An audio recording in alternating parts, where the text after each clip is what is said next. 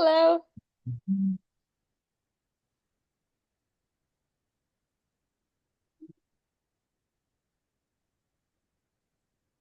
We can't hear you if you're saying something. Can you hear me now? Yeah. Yes. Okay, great, great, great, great.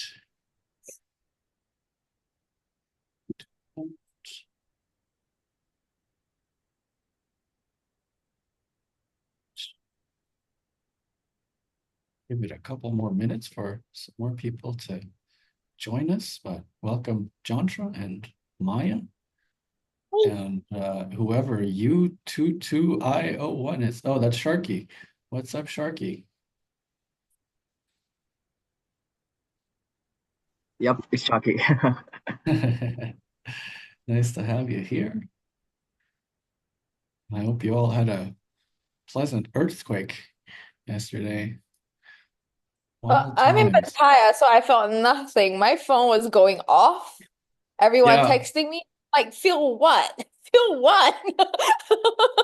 right. Yeah, We it was definitely weird for me.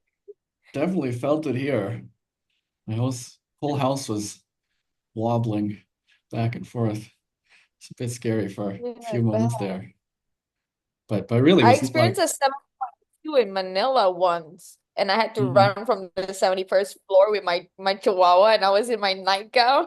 It yeah. was kind of transparent. It was really awkward. Yeah, yeah, yeah. I I got all my neighbors. yeah, we're like not used to it here, but I met up with a Japanese friend last night and I kind of asked him, how it went for him and he was like eating some noodles. It was in some shop and he's from Japan, right? So he's used to it. They have Yeah. earthquakes all the time and like everybody was like screaming and running out of the store and he's just like it just keeps eating, you know. Oh man. Um Yeah, it's crazy. But yeah, like in Bali as well, like earthquakes happen all the time. So, yeah. Yeah, yeah, yeah. but like such an impact, 7.7, that is no kidding. Yep, yep, definitely the biggest I've Yeah. experienced. Right. X aligned. I'm guessing that's Jeremy, I think. Yeah, Linus, what's going on? What's up? What's up? And there's a iPhone 2, which I don't know who that is. But welcome. Um, I guess I'll give it like 2 more minutes and then we'll kick off here. Um,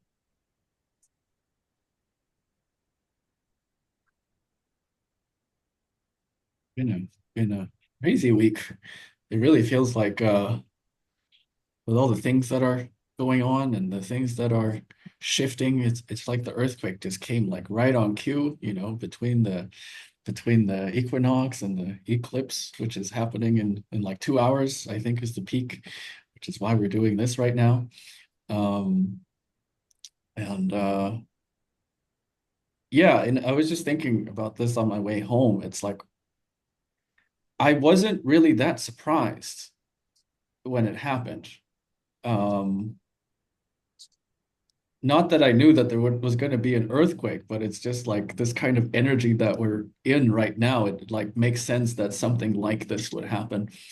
Um, there is, I don't know if you guys are familiar with Seth. It's got one of the Seth books right here. This is Seth Speaks. It's channeled material by Jane Roberts, starting like from the 60s. So that is like the OG like metaphysical In channeled my room, please. material. 432. Okay. Um and so probably if you know anything about law of attraction stuff, you're familiar with Abraham.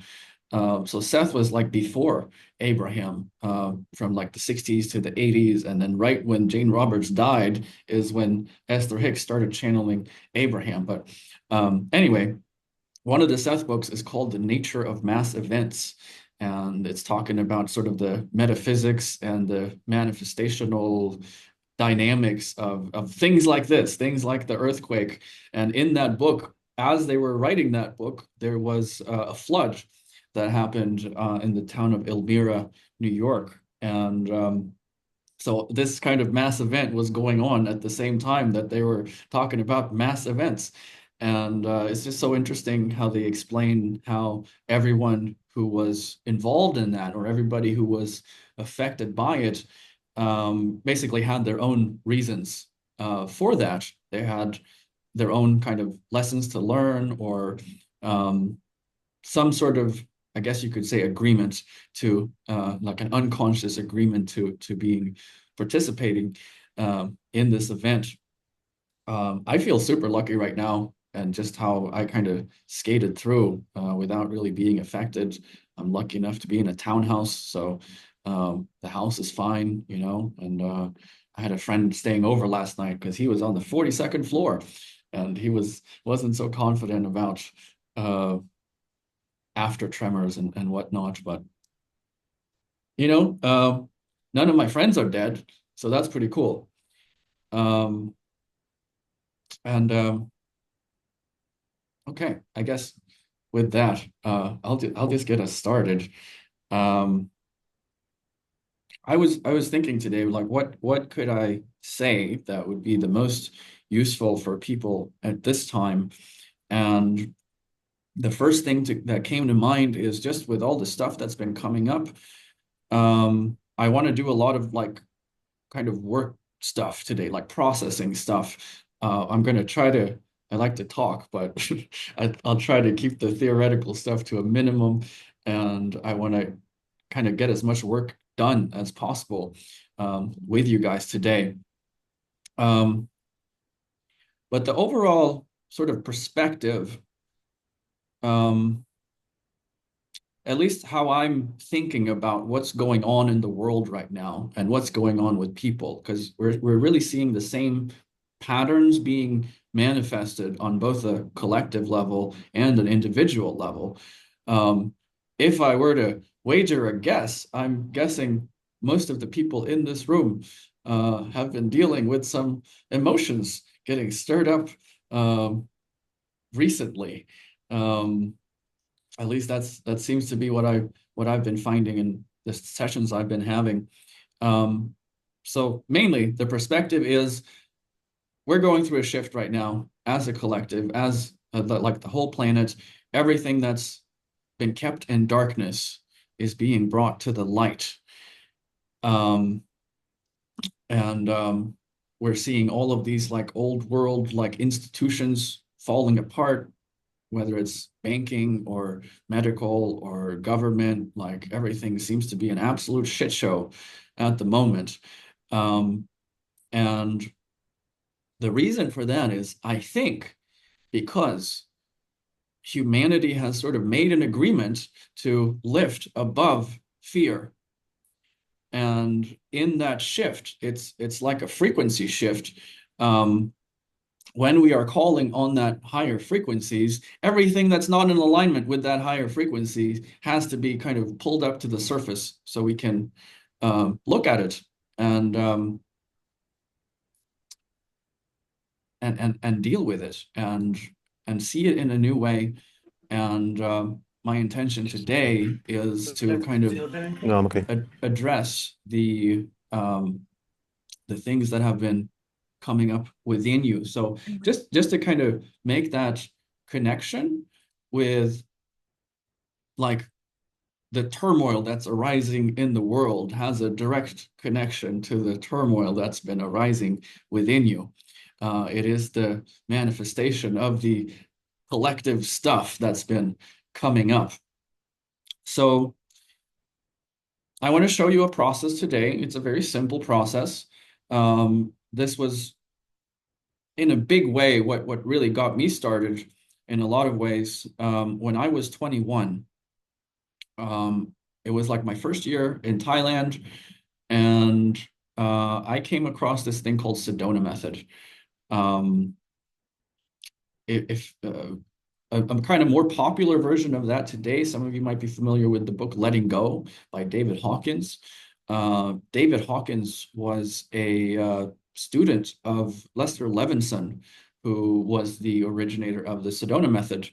Um, Lester was a really smart guy. He was like an engineer, scientist. He was a businessman, very successful. Went to the doctor one day, and the doc told him, "You got weeks to live, and try not to walk upstairs too quick because you might, collapse and die at any moment." So he just very suddenly had this moment of like, "Oh shit." And he thought to himself, Lester, for a smart guy, you're stupid, stupid, stupid, is what he said.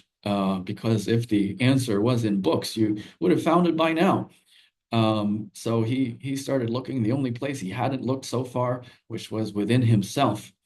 Um, and he noticed that he had all of these like attachments and aversions going on, all these things within him. That had been getting in his way. So when he really looked inside and examined, like, what is he really wants? The first thing that came to mind for him was love. He just wanted to be loved. But then he looked a bit closer and he realized that actually when he was the happiest isn't when he was loved, but it was when he was loving.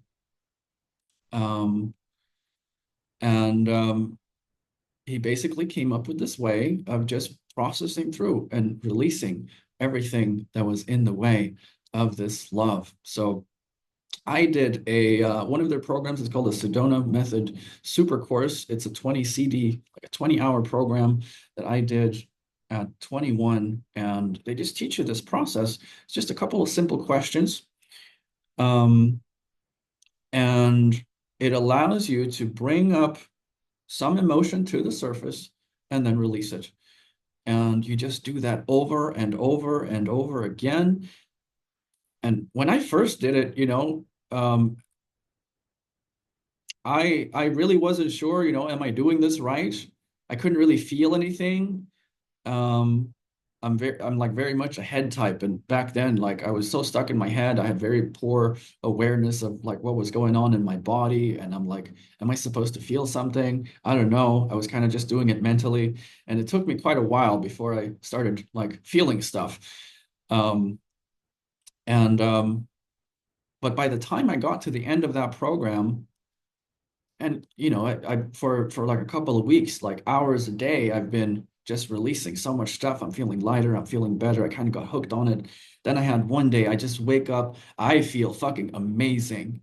I'm just this incredibly like clear, high energy, and I just had this stupid smile on my face all day for no reason.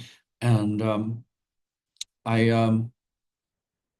I used to take the bus a lot back then, and I would take this bus to go pick up my girlfriend at the time from university, and that would be like a 45-minute bus ride on most days, and I would take this ride like several times a week.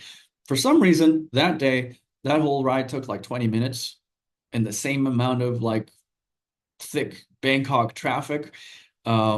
But I was like paying attention and I was noticing that every time we approached a red light, it turned green. And the bus never stopped moving even once, only to like pick people up. Um, so that took less than half the time. And I remember just being in this feeling, which was very unusual to me, of like I remember sitting on the bus and I just felt this love for everybody.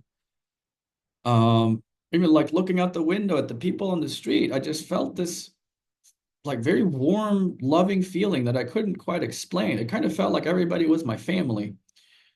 And this was like kind of weird for me at that time. This was a time when I had never tried any drugs. I had never done anything really that put me in an altered state. Um, oh, let's see. Oops, what the heck? I don't know if this Eclipse energy is fucking with my Wi-Fi, but I was thinking in his mind how to do hotspot for yeah, I might do the old hotspot if I can. Can you guys hear me all right now? Is this okay? Or am I? Am I choppy? Let's see. When is the eclipse? It is just before 6. It's like 5:55 or something is like the peak of it. Um, It's still lagging for me. is it? Okay, what? Hold on. Hold on a moment. You know what I'm going to do? I'm actually going to um, move. Give me like 1 minute, and I'm going to move downstairs closer to the router.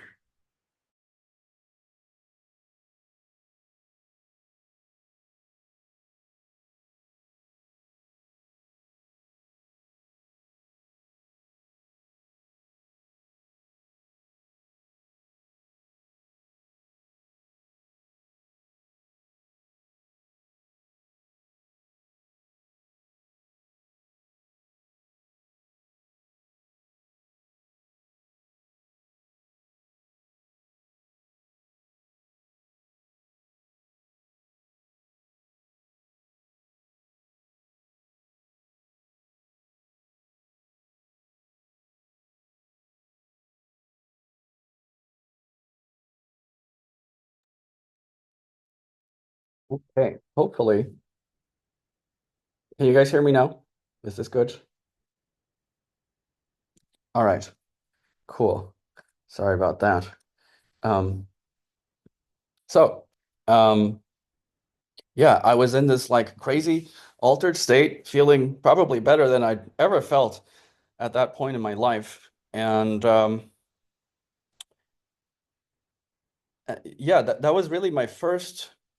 I didn't realize that at the time, but about 2 years later, I was on an island with a bunch of friends, and I dropped acid for the first time, and I remember the moment when I felt it starting to kick in, and the first thought in my head was, "Wait a minute, like I've been here before, like I recognize this feeling," and I thought back to that day, um, and that was right off the back of doing a whole bunch of Sedona method stuff. So we're going right back to kind of where I started in many ways, and I want to show this to you guys. So, uh, basic Sedona method, the very basic version of it is just 4 questions. Um, the first question is, could you welcome the feeling, whatever feeling it is? Um, Usually when there's any kind of disturbing, uncomfortable emotion, we either try to like suppress it, push it back down, or like express it, like punch a wall or scream at somebody or cry or run away. I don't know. So suppress or express. There's a third option, which is we can just let that feeling be there, just allowing it to be there, and not needing to do anything with it. So the first question is, could you welcome the feeling? Second question is, could you let it go? So very straightforward, but just a little bit of nuance there. So could you let it go is not a request. It's not like, could you pass the salt? I'm not asking you to let it go. I'm asking you to check if you could. You're checking within yourself, like, oh, could I? You're checking for the ability. So could I let it go? The third question is, would you let it go? And would you is about willingness. So, in other words, would you be willing to let this go?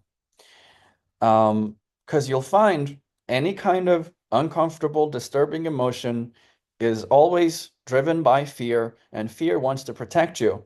So the fear will say, hey, if you let this go, you're going to be screwed because it believes the fear is causing protection. But it's really not. So the fear will actually tell you that if you let it go, that you'll actually get what you already have from holding on to it. In other words, um, say somebody is feeling real lonely and they really want to meet a partner or whatever. And let's say they were to ask themselves this question, would you be willing to let go of this feeling? They might say, well, no, because if I let go of this feeling of loneliness, then I would just never meet anybody. They think the feeling of loneliness will actually cause them to find a connection. So the fear will tell you that if you let go of that feeling, that you'll get what you already have from holding on to it. It seems like if you let go of the loneliness, well, then I'll just be lonely. But it's like, wait, you're already lonely. Um, so that's just kind of an insight into the nature of fear. It's always like backwards. It's always tricking you. Um, and okay, so that's the third question. The fourth question is when. So we got, could you let it go? Would you let it go? When? When is an invitation to do it now. Um, I'd like to point out also the difference between wanting and having. And you'll find if you really look at it that they're opposites. It kind of seems like wanting something is on the way to having it, like we need to want it before we can get it. But a want is always a state of lack. If you're in a state of wanting something, you're focused on how much you don't have it. So you can't get to having from wanting. So when you let go of the wanting, you can move into having. So that's what we'll be working through today. And let's just try a simple round of this so you guys can have an experience of it. So first, I will invite you to think about a situation that you've been wanting to change.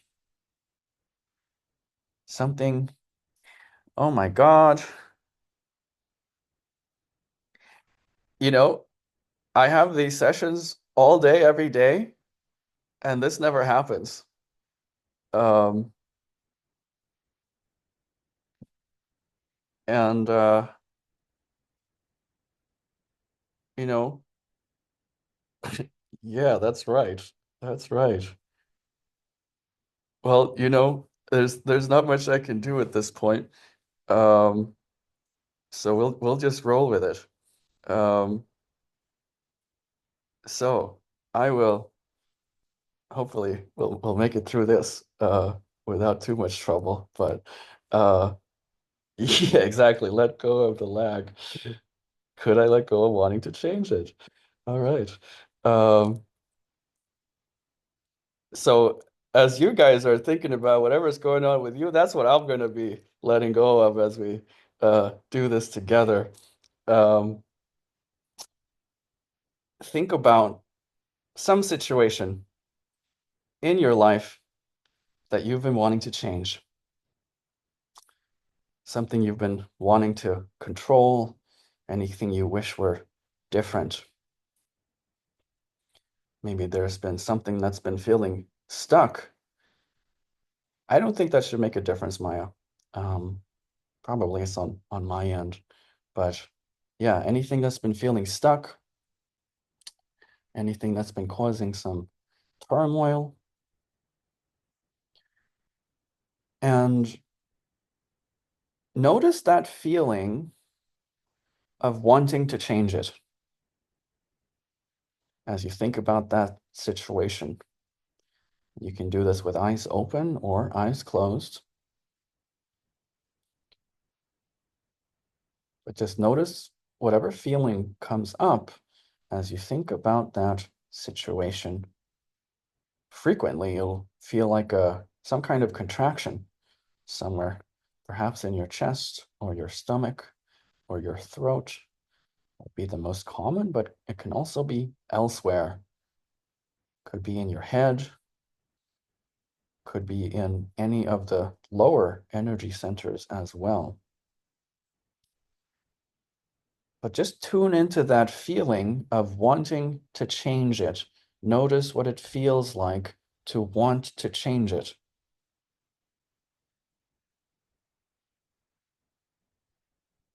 And could you welcome that feeling?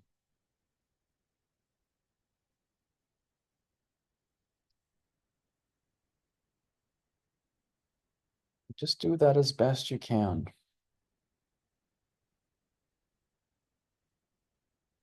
Instead of wanting to suppress it or express it or do anything about it or figure it out or whatever, could you simply let it be there? And you might already be noticing some tension being released just from simply welcoming it. I know somebody's feeling that because I can feel it. I don't know who it is, but somebody's releasing something. Welcoming that feeling as best you can. And then just check. Don't let it go yet, but just check if you could. Could you let it go?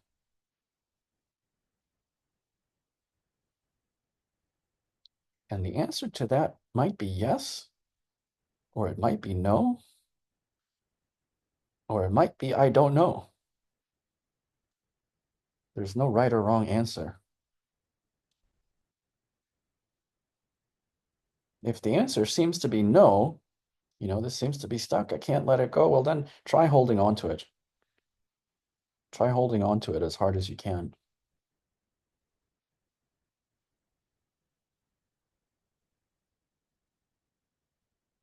That's it. It's almost like you've got little hands there inside of you.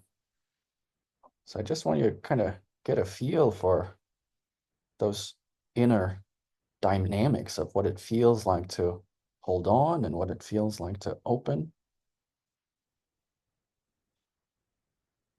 And then would you let it go? In other words, are you willing to? Would it be okay for this to be released?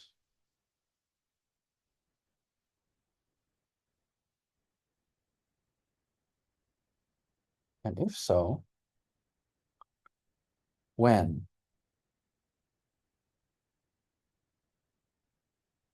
And again, when is an invitation to do it now.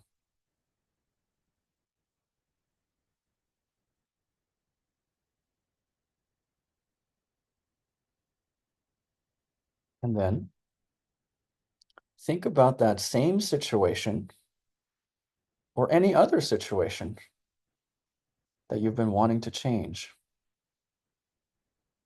wanting to control, anything you wish were different. And notice how that feels now.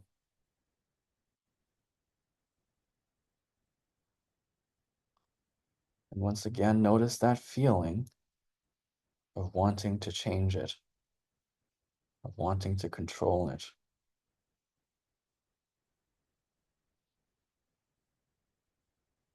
Could you welcome that feeling? Just allow it to be there as best you can.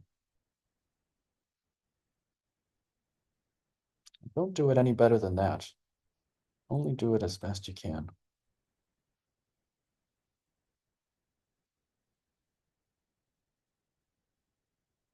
And then could you let it go? Just could you?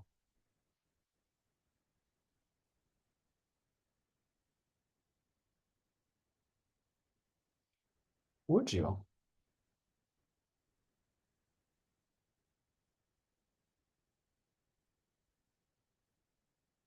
When?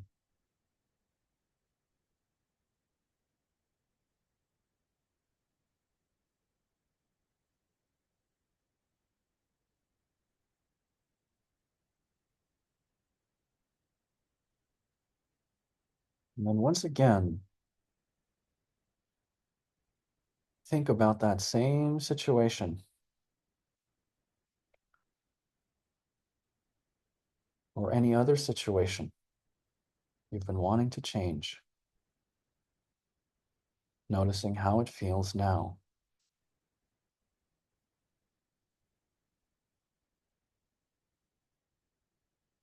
And whatever feeling is coming up, could you just welcome it?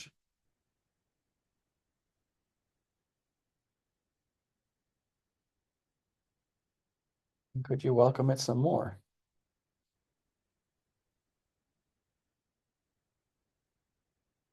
Could you welcome it fully? Invite it all the way up.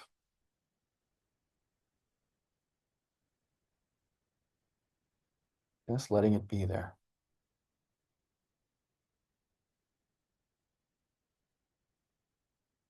Notice any wanting to do anything about that feeling. Any wanting to resist it, fight it, overcome it. Any wanting to escape it, avoid it, get away from it. Anything other than simply allowing it to be there. Could you just welcome that as well?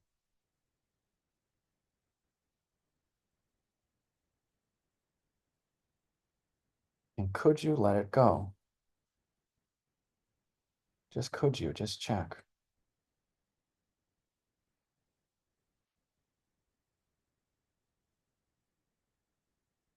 Would you?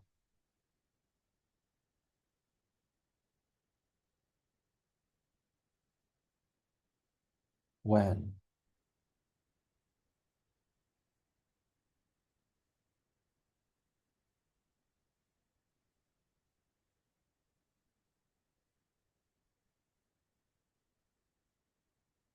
Good. And then just take your time. You can feel some energy still processing through for some of you, so just take your time. And when you're ready, you can open your eyes.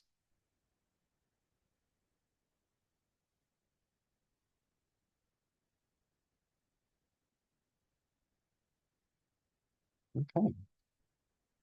You know, one of the things that really got me hooked into this process when I first learned it is when you return to the same thought again, and you're like, holy crap, this felt so heavy a moment ago, but now it feels like much smaller or much lighter. And then you just keep doing it. And then it's like almost you amaze yourself that this thing that was bothering you so much like 10 minutes ago, now it's like you don't care anymore. And that's how you know that something is fully released, when you don't care anymore, because you realize you're fine no matter what happens. In the OG Sedona method days, back in Lester's day, they would say hootless, that you're hootless. It's when you no longer give a hoot.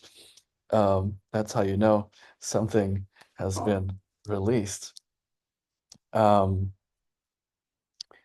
so um, we're going to move a bit further with this, but before I do, I'd like to check with you guys if anybody had something they noticed that they would like to share, anything cool that happened as your eyes were closed. I will open the floor for a few moments, and there's a little raise hand button at the bottom of your screen. If anybody has a comment or thought or question about what you just experienced.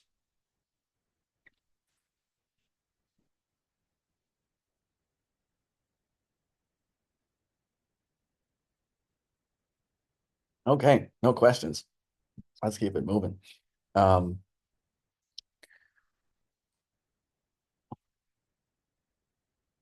so what I'd like you to notice is that everything within your awareness is just made up of a couple of components generally. Um, And basically, what those components are made up of all your senses, all the sensory data, stuff that you see, stuff that you hear, stuff that you feel, and then thoughts about what you're hearing, feeling, and seeing. Um, and like that's pretty much it. And we tend to identify very much with these like objects of our awareness. Um, like your body, for instance. A lot of people have a whole lot of identification with their body, and that kind of makes sense. Like we're born into a body, and it seems a whole lot like we're a body. But I would like to point out that you don't look anything like you did when you were 5 minutes old. Every cell in your body has been replaced over and over and over again. So there's actually nothing here that was there. And, there was nothing there that's here, except that you're here and you were there. Um, and, let's say a friend comes over to your house and he was in a little accident, and he lost his pinky finger. And you probably wouldn't say to him, hey, I'm so glad you're here, even though you're not all here. Um, you probably wouldn't say that because you know that he's not his finger. And if he's not his finger, uh, he's not a hand, and he's not like a liver or a head or a shoulder. He's not his body, because the body's changing all the time. So you're not a body, and you know that people have thoughts, and thoughts can change. So you can't be a thought. You also have emotions, you have beliefs, you have habits, um, emotions. And if we add all of those things up, we kind of end up with what you could think of as a personality. But all of those components are changing all the time, so you can't be any of that. Um, so, if you're not a body and you're not a thought or an emotion or a belief or a habit or a behavior, like what the hell are you? Um, I'd like you to think that what you actually are is simply the awareness that's being aware of all of that.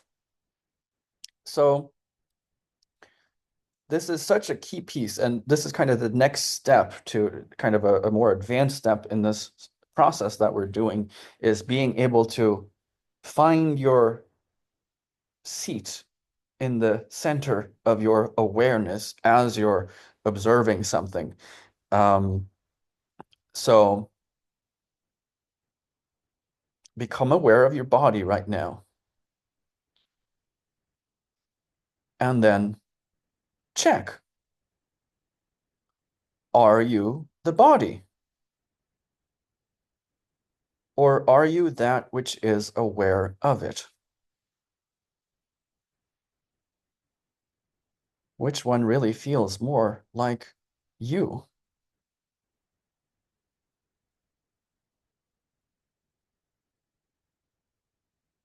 Are you the body?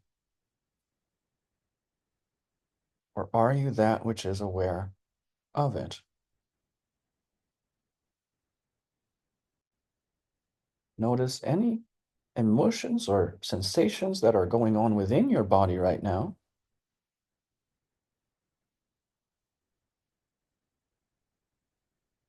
And then check.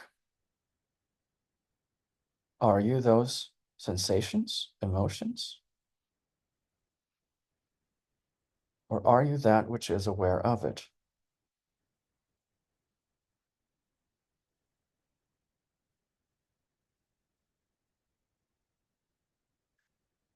I'll invite all of you now to close your eyes, and would you welcome whatever is being felt right now? You'll notice the feeling of your butt against the seat. You'll notice the feeling of your clothes against your skin. The temperature of the air around you.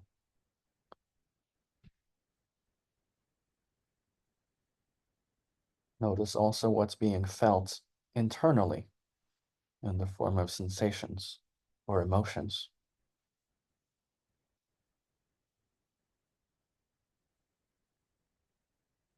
And then would you also notice the space that all those sensations appear in or on, without which no sensation would be possible?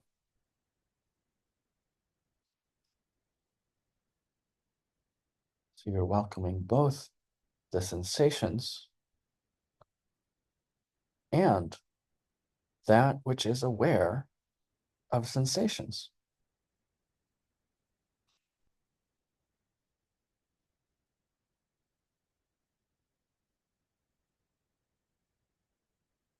Mm.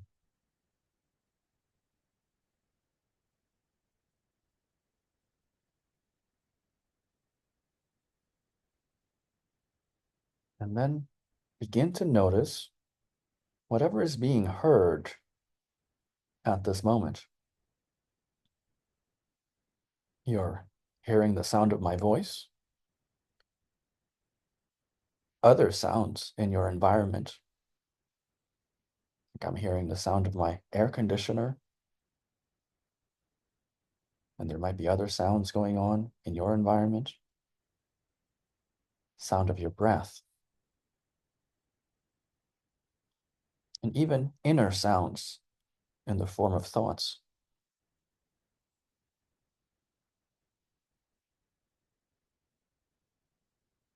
And then could you also welcome the emptiness or the space that allows for all hearing?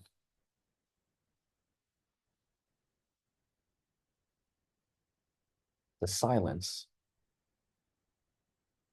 without which no hearing would be possible.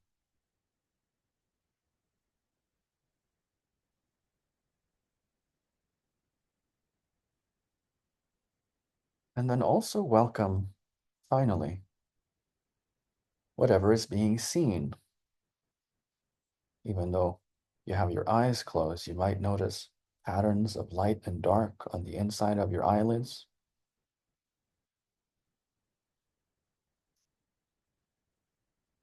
And also whatever is being seen in your mind's eye in the form of thoughts, pictures.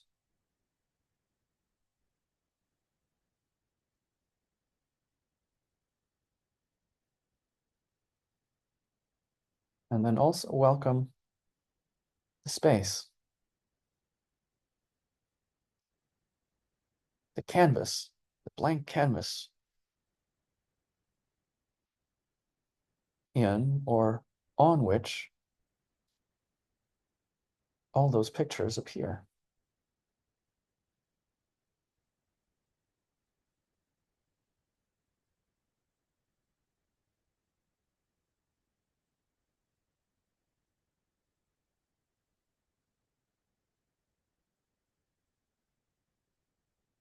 Good. And then from here, I'll invite you to once again think about something that's felt like a problem.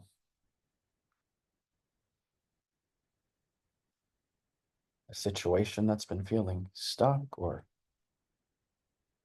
maybe any kind of emotional heaviness, stuckness, stagnancy, anything that's been causing internal resistance or turmoil.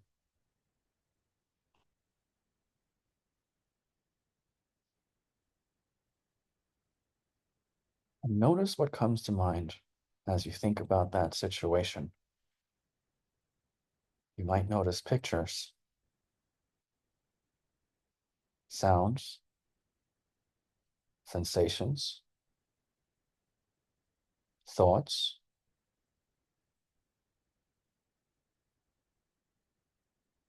And could you just welcome all of that? as best you can.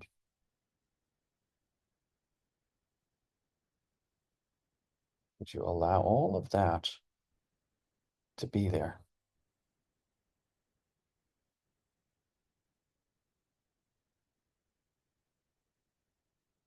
And then, would you simply check,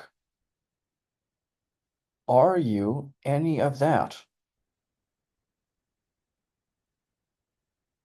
Or are you that which is aware of it?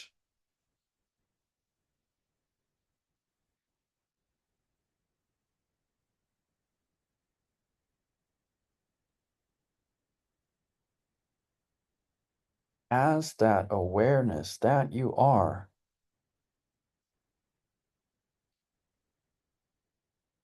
could you allow all of that to be released? Just could you? Could you let it go?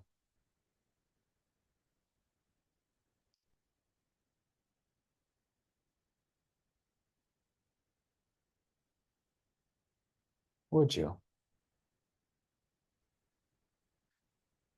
Would you be willing to?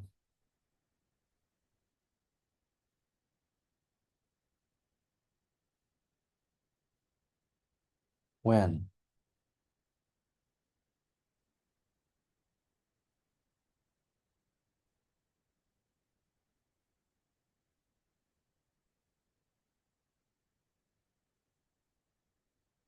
As you think about that same situation once again, notice how it feels now. Notice what arises. Thoughts, sensations, pictures, sounds.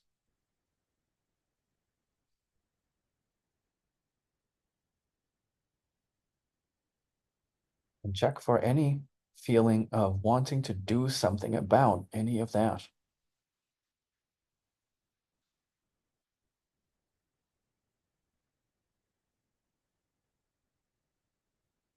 So you're welcoming both the feeling and the wanting to do something about the feeling.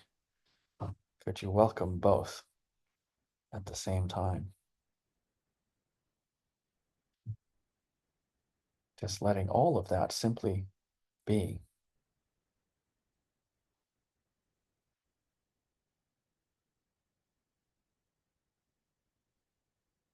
And then check for any sense that any of that feels personal,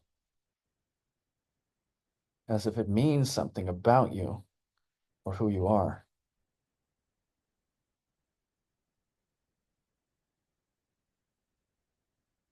Any sense that it's your feeling.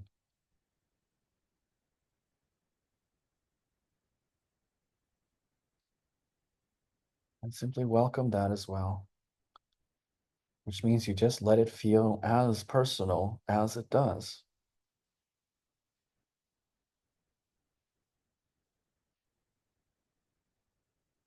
And then check. Are you any of that?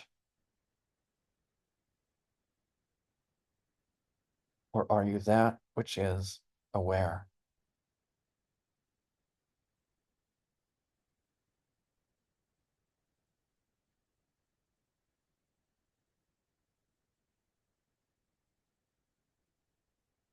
And as that awareness, could you just be?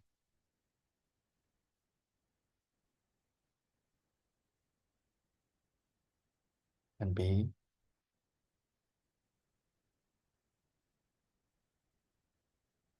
and be.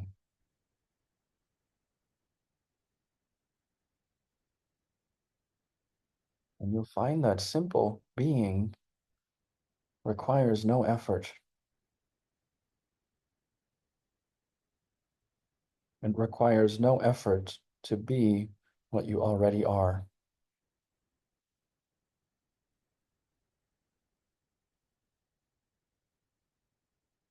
And just for now,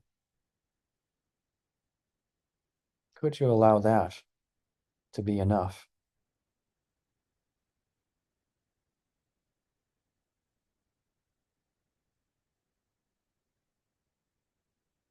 Because when you think about it, that's really something. I heard somebody say one time that, the odds of any one human being alive is like 1 in 400 trillion or something. I'm not sure how they figured that math out, but what I think is even more amazing is that anything exists at all. Like, what are the odds of that? Seems much more probable to me that there would just be nothing forever. But, it seems we got something. You exist, and you don't have to do anything in order to be. That's kind of amazing when you think about it. I think so, at least.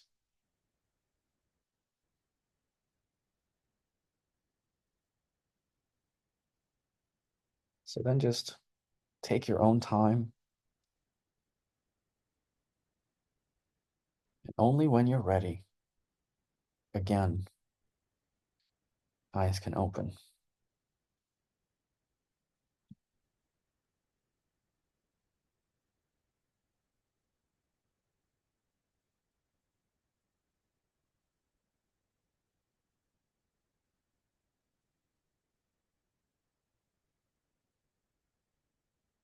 And I was feeling all kinds of energy move as we were doing that, still am, kind of. So if anyone has a thought or a question about what they just experienced, that would be a good time. Yes, Maya. So I experienced almost like a kind of like a vertigo, but it's not. Mm-hmm.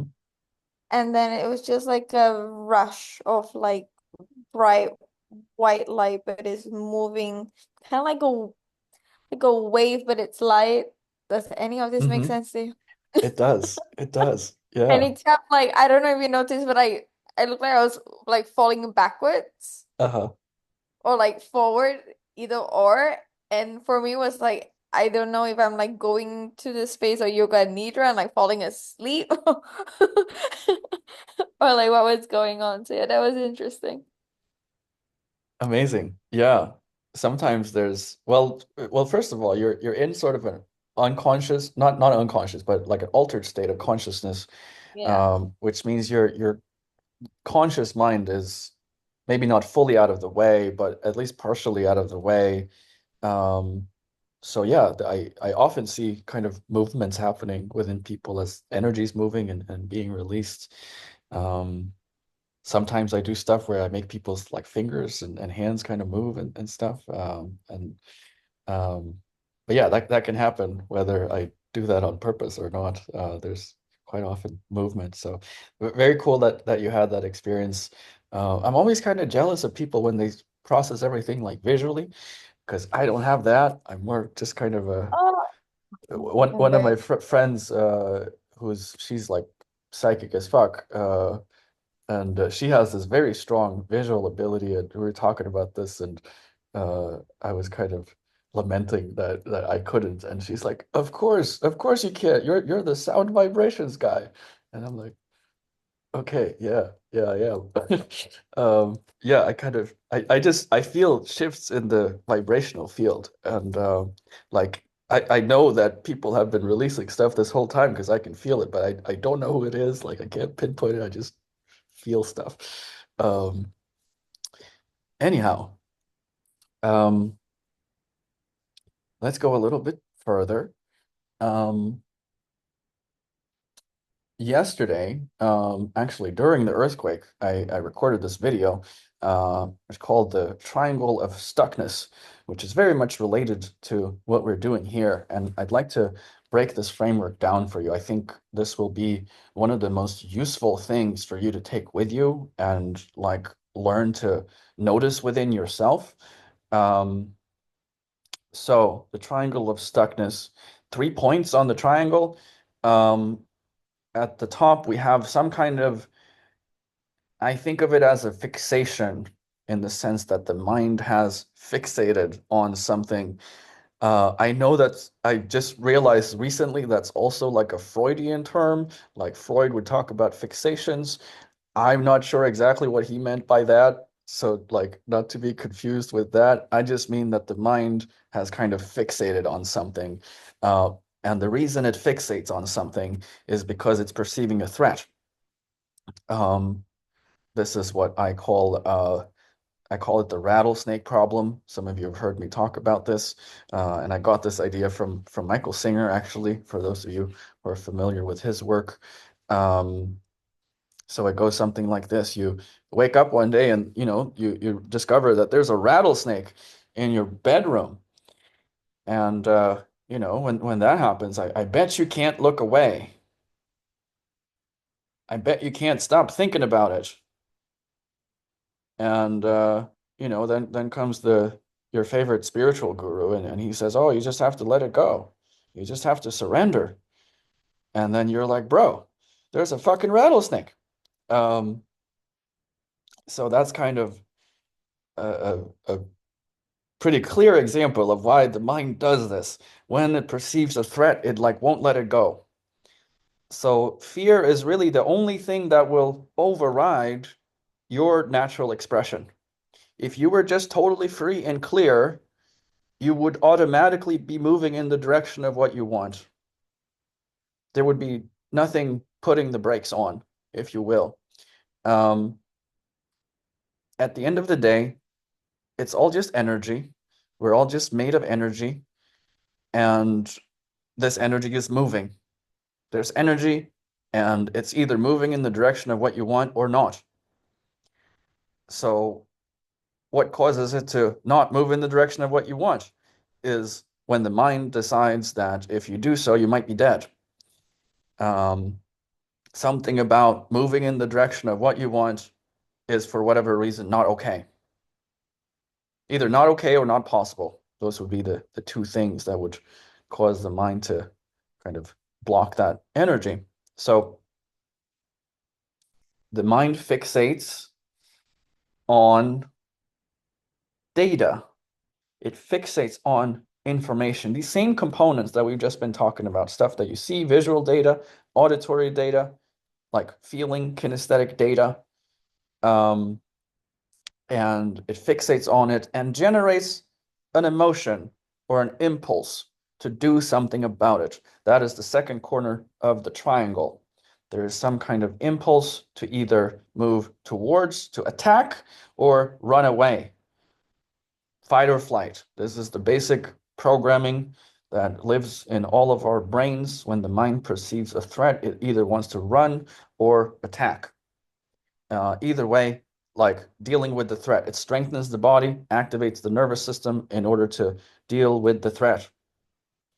The third corner is the story or the meaning around all of this. So this sense that this thing means something about who you are, and meaning, you'll find, always falls into these buckets, like these dualistic, moralistic buckets of good and bad, right and wrong, and then all of the subcategories of those. So, selfish, kind, lazy, industrious, stingy, generous. We got all these sort of dualistic pairs which are considered good or bad, and that's kind of how the mind applies meaning to stuff. This dualistic programming, by the way, is really at the heart of all mental and emotional dysfunction. In RRT world, we call it moralistic thought or moralistic thinking. It's made up of of credit and blame. We either want credit, or we blame people, or we credit others, or we blame them. Praise, blame, which then leads to pride and shame. Credit, blame, pride, shame, is kind of how the mind builds up meaning around things. So Usually the story I tell is when I got punched in the face the first time. I was about 11 years old, and there was this older kid on a bike. I was in a really good mood. I was just walking with my friend, and I kind of yelled something out as they passed us. And just as I did, I hear him slam on the brakes, and then he jumps off his bike and comes up to me and punches me in the face and says, "Give me money." Um, so that was kind of crazy. First time I experienced anything like that, and I was just frozen. I was like frozen in my boots, and I'd been doing, martial arts stuff for a couple years. I thought I'd be able to handle myself in that kind of situation, but that didn't happen at all. And when I was walking home later, I just felt like an absolute piece of shit. And I thought, what a loser, what a coward. You didn't even fight back, and you didn't even run away. You just stood there like an idiot. Um, so in other words, meaning. Um, so we have the fixation, whatever data the mind's fixated on, like let's say some situation has been bothering you. So when you think about that situation, what's actually there? It's data in your mind that you're thinking about. You're bringing up a picture, or you're bringing up a feeling, you're bringing up a sound about a situation that's not actually happening. Like if you look at what's actually happening, we're sitting in the Zoom room right now. And you're listening to me babble about all this stuff, but whatever situation you were thinking about, that's not happening. So it's data. Just in the same way as if you take a picture of an elephant, the elephant doesn't get into the camera. It's the data about the elephant that got into the camera. So there's a fixation on some kind of data. That's the first part. And then why does the mind fixate? What hooks it in is the other two corners. It's one, the needing to do something about it, and the story we tell about it. That's what kind of keeps it stuck and keeps it looping. Um, so we're going to kind of bring all of this together, um, and hopefully you'll have an experience of kind of seeing these patterns within you. Um, so I'll invite you once again to think about something that's been feeling a little stuck or heavy, or something you've been wanting to fix or change or control.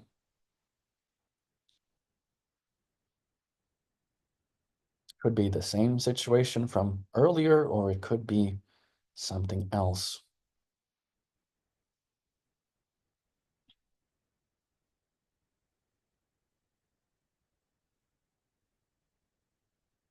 And first, notice the data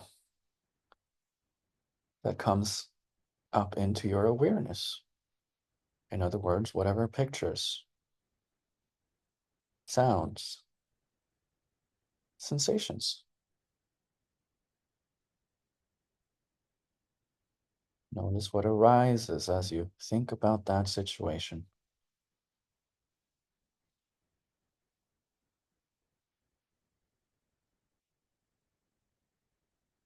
And then check to see if there's any feeling of wanting to do something about it. Any impulse or urge to either get away from it or overcome it.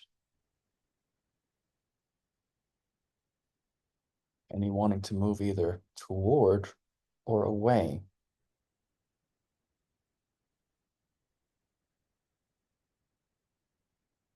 Including any wanting to figure it out.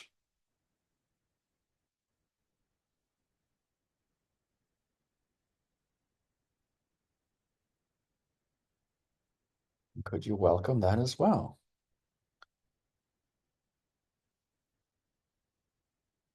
So now you're welcoming both the data and the emotion that tries to do something about it.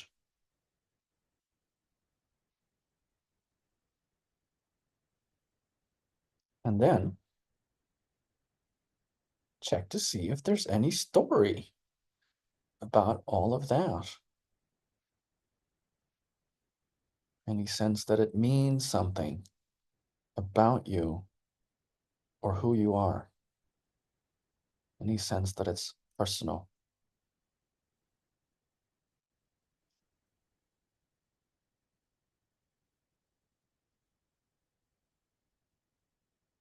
So now we kind of got this whole triangle mapped out. So could you just welcome all of that without needing to do anything about it? Could you just let it all be there?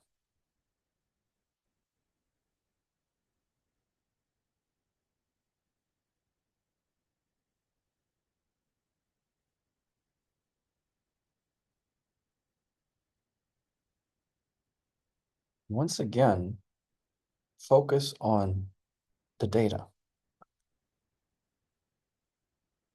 Pictures, sounds, sensations.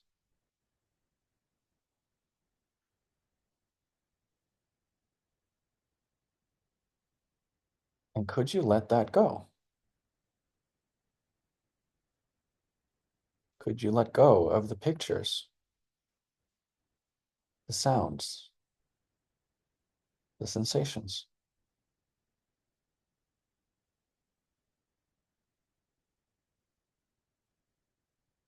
Would you?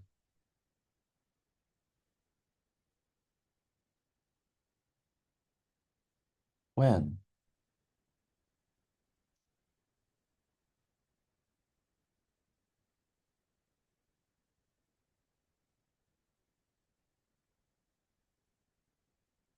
And then moving to the second corner, focusing in on that impulse, the feeling of wanting to do something about it.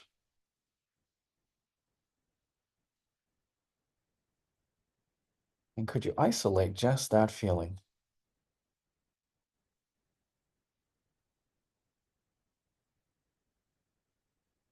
Could you welcome that feeling?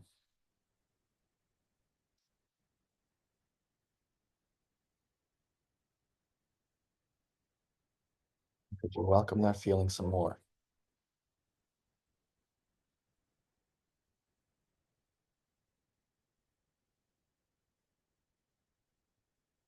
And could you let it go? Just could you?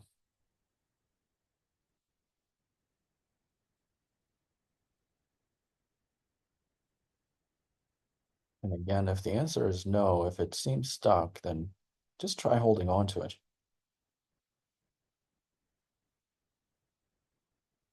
Try holding on to it as hard as you can.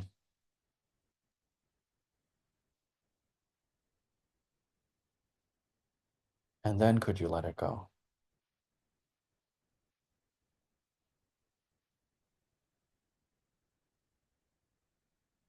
Would you? Are you willing to?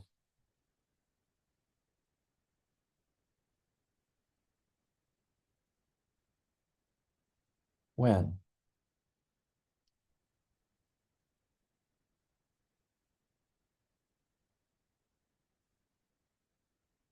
And then finally, moving to the third corner, welcome any story or meaning.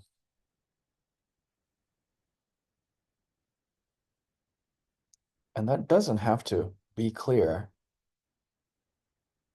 It could just be kind of this sense or a feeling that somehow this means something about you.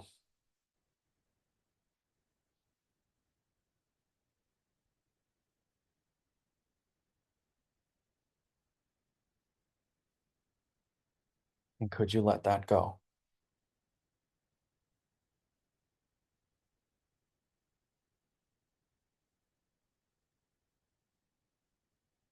Could you let go of wanting to believe that story again?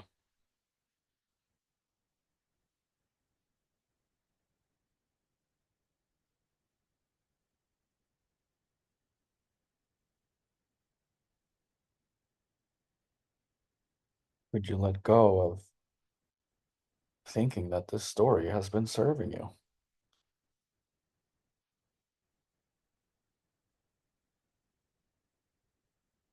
Would you let go of wanting to protect yourself in that way?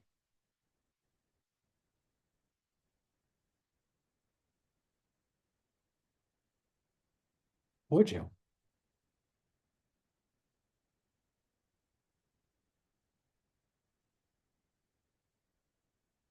Would you be willing to be free?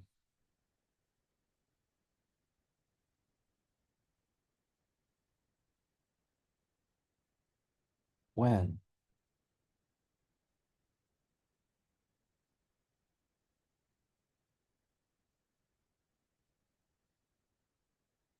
Okay, good. Just take your own time.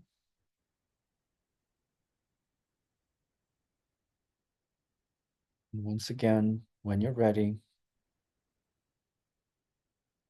eyes can open.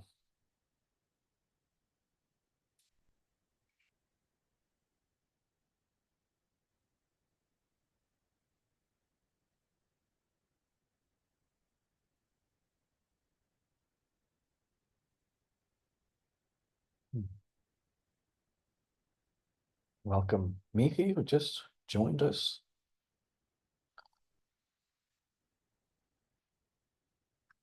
Yay.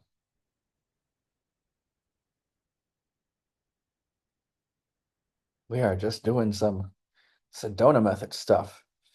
We have the, I just walked through the, what I call the triangle of stuckness. We have the mental fixation on some kind of data, the impulse or emotion that wants to do something about it.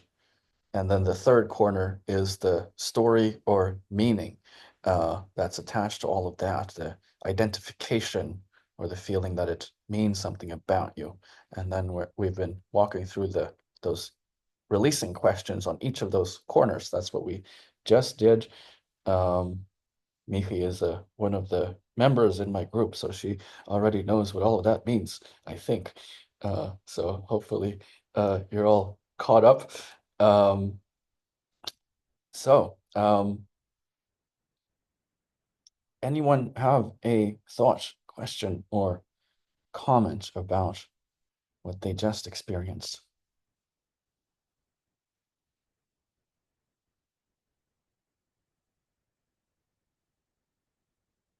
Okay, cool. No questions.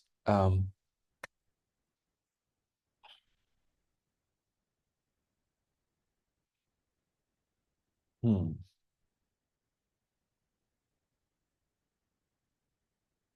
Another way of releasing is, well, first of all, everything is in polarities, right? So let's say you check in with your body right now, you'll find that you have a certain level of comfort. You're probably at least somewhat comfortable. Oh, I noticed that I'm lagging. Okay. Hopefully you guys can hear me. So you have some level of comfort, but you're probably not 100% comfortable with 0% discomfort. You can find both of those kind of aspects within you. So no? Okay. Okay. This this eclipse is fucking me up, man. Okay. Uh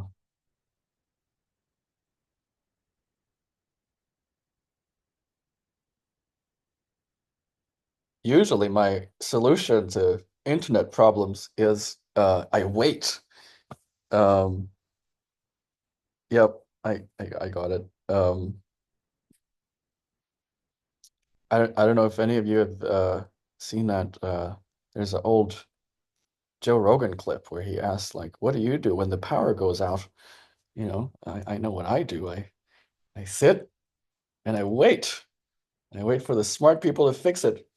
Um, So that's kind of what I do when the internet's choppy. I just wait. So anyway, can you guys hear me okay now? Okay, cool. Um, oh yeah. Okay, polarities. Um, what you'll find is if you welcome the polarities of any emotion, kind of go back and forth between them, they can cancel each other out, and it just leaves you feeling free and clear. So um, let's start with a simple one. Could you notice right now how comfortable you are? Could you allow yourself to be as comfortable as you are?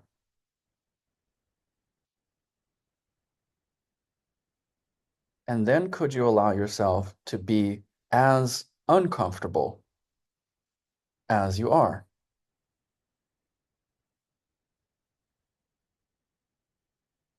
And you'll find probably there's more on one side than the other.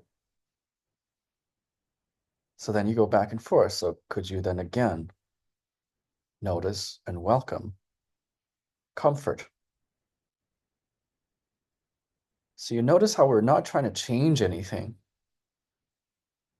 I'm not asking you to feel more comfortable than you do. I'm asking you to feel exactly as comfortable as you do. And then could you feel as uncomfortable as you do?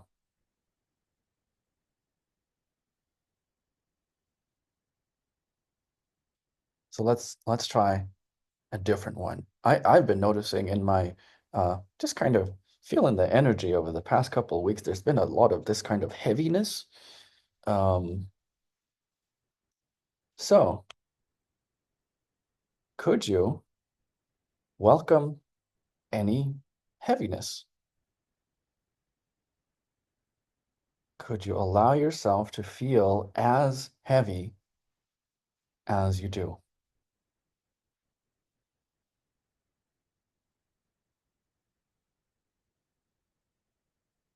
And then at the same time, you'll notice you're not all the way heavy.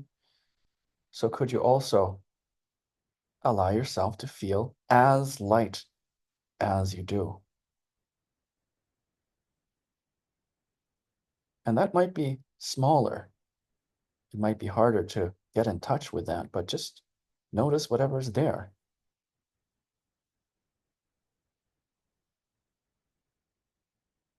And if you can't find any sense of that, well, that means that is as light as you feel.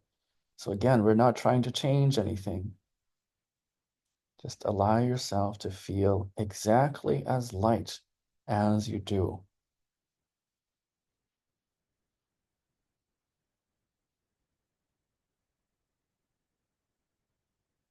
And then could you feel as heavy as you do?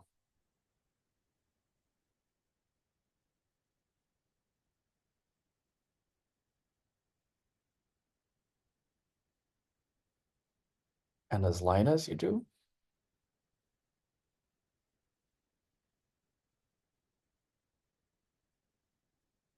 And as heavy as you do?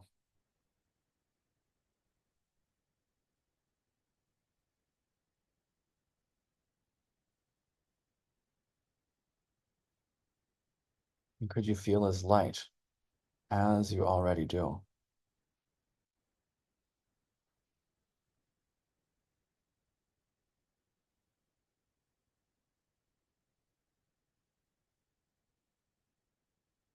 And could you feel as heavy as you already do?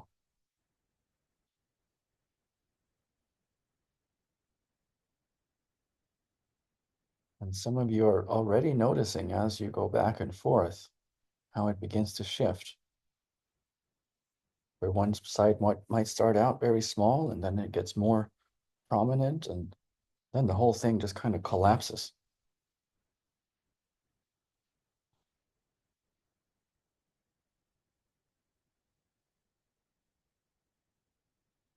So then, could you feel as good as you do?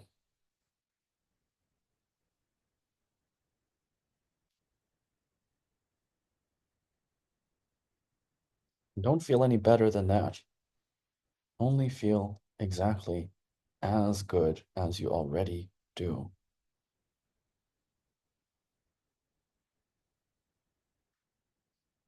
And could you feel as bad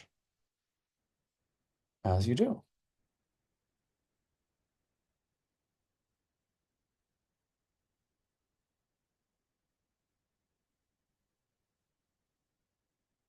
And as good as you do?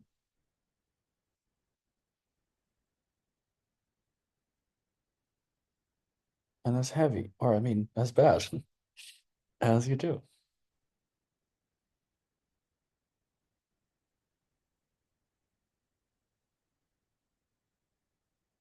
And feel as good as you do.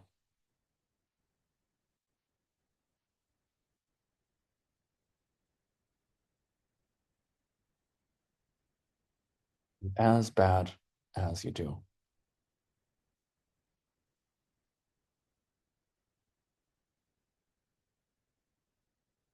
And let's just stay there for a moment, welcoming anything that's been feeling bad, any remaining resistance, turmoil, stuckness.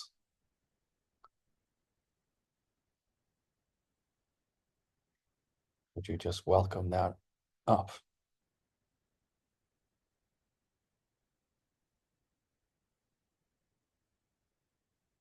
Would you let it be there? Could you welcome it as best you can?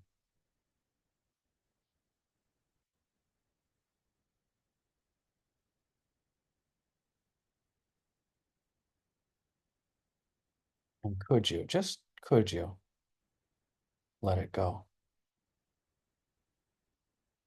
Don't let it go just yet, but just check if you could.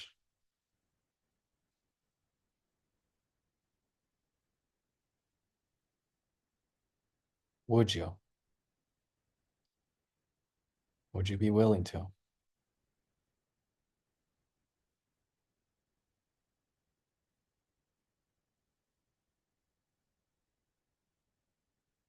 When?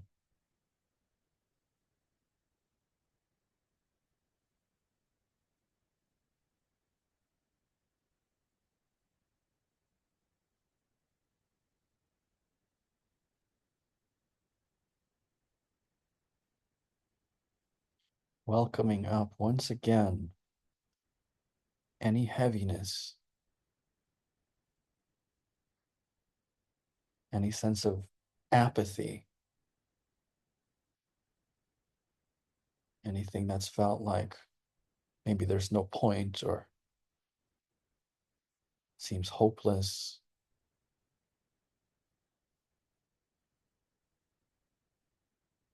It's no use, it's no point. That's what we call apathy. Could you welcome that? Any sense of that?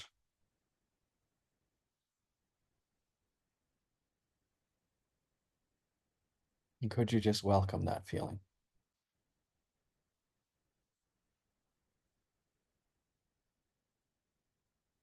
Could you let it be there as best you can? And again, only do that as best you can. Please don't try to do it better than that.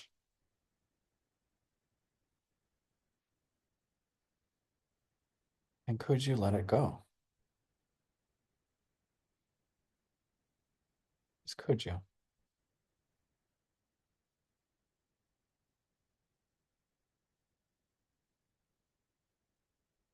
Would you?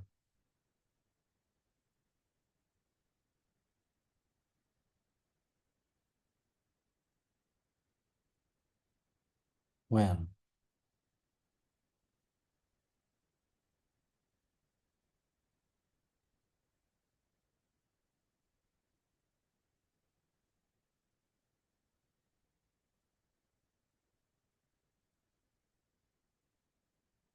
Now inviting up any sense of grief or sadness,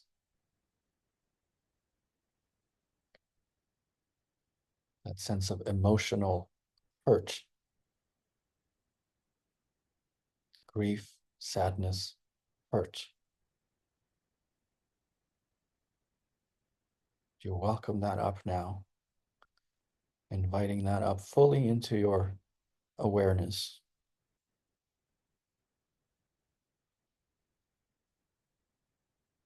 Could you let that feeling be there as best you can?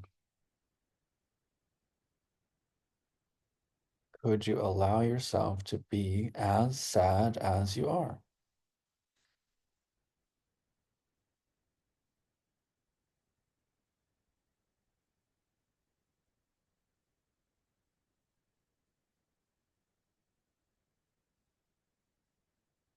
Would you also welcome any wanting to do anything about the sadness?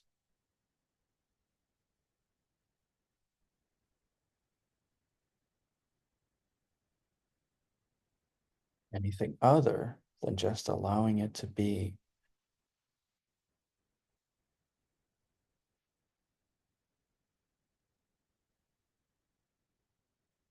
Would you also welcome any sense that it's personal, that it's about you or who you are?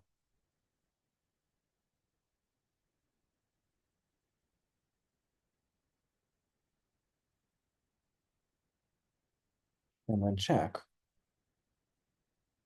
are you the sadness? Are you the feeling or the thoughts about it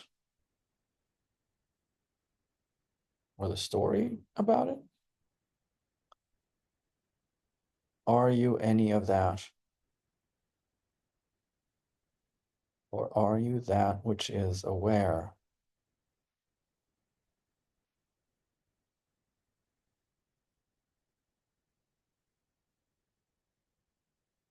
Just look, just notice. Are you the sadness? Or are you the one who's looking at it? Because guess what? How do you know if there's sadness? Because you're looking at it.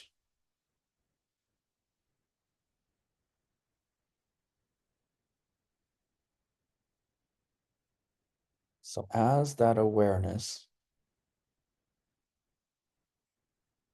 could you first just fully welcome that feeling if you haven't already? And then could you let it go?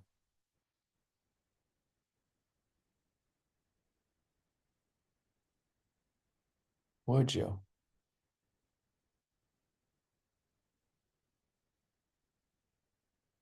Would it be okay for this to be released?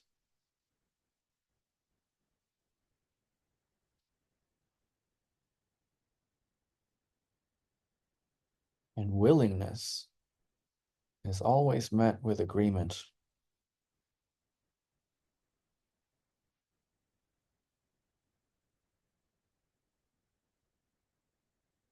So could you let it go? Just could you? Would you?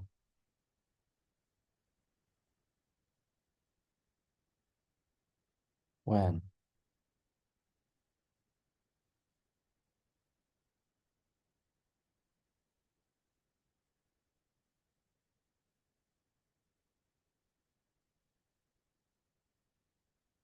Next, inviting up any fear,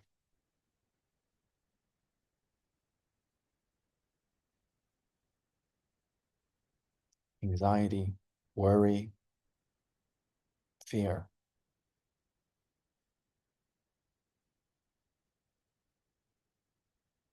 Any wanting to protect yourself against the unknown or the future. Or it could be a previous situation where there's been some fear.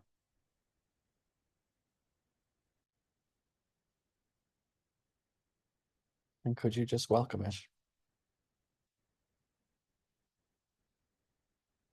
Could you allow up, invite up, welcome the feeling of fear, worry, anxiety? Just welcome all of that as best you can.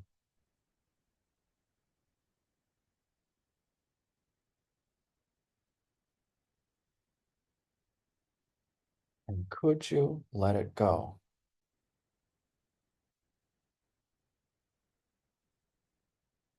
Yes, could you?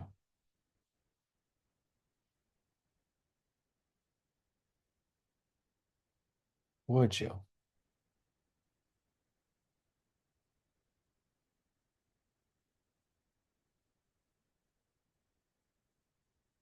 When?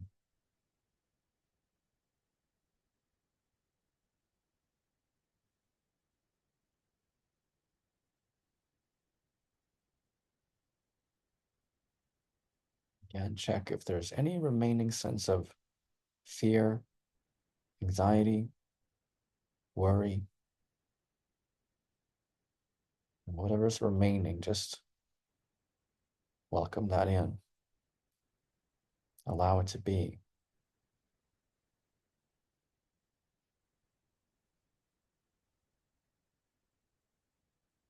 In fact, you can notice how all of that fear is actually already welcomed here. Because, I mean, there it is. So could you let it be there?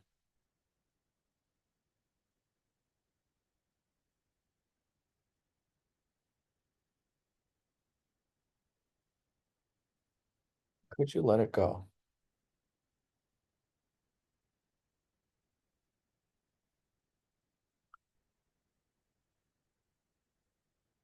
And you could, let it go just for now. And, after we're done here, if you want to go back to holding on to it, that's fine with me, but just for now, could you let it go?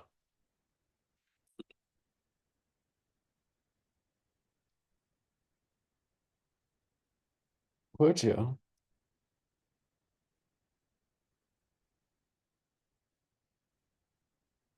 When?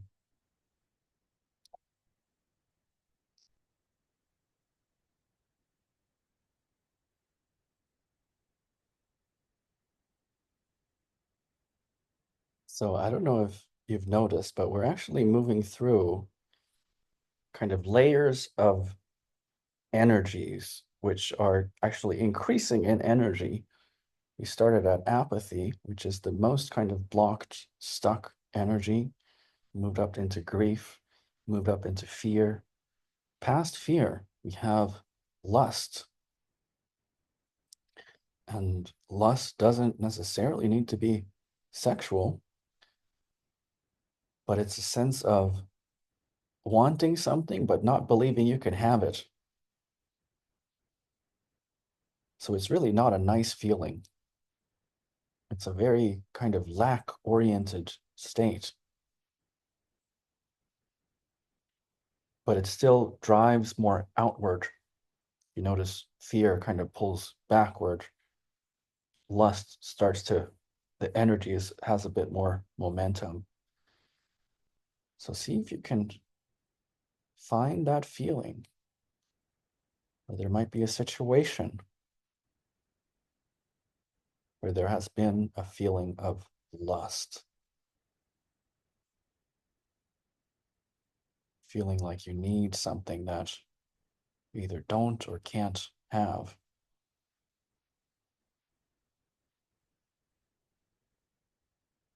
So could you welcome lust?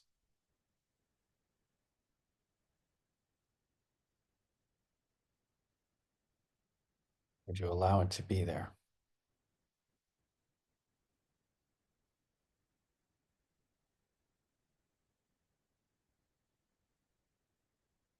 Could you let it go?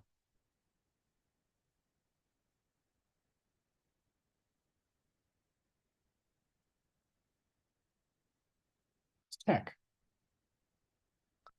Don't have to let it go. Just check if you could.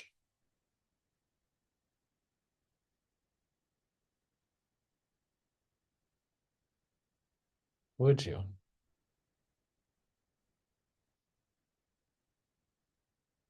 When? And again, the feeling will always tell you that you'll get from letting go of it what you already have from holding on to it. So every time you let go is actually this little, it's like a jump into the unknown. It's a movement into the unknown because the mind can only see what you're letting go of, but it can't see what's on the other side of it.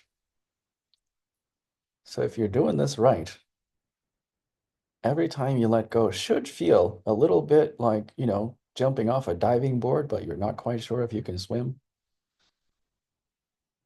If that's what it feels like, you're on the right track. So once again, could you welcome the energy of lust?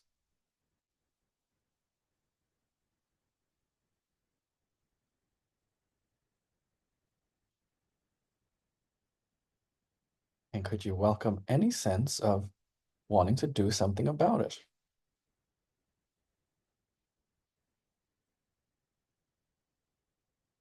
Any wanting to act on that feeling?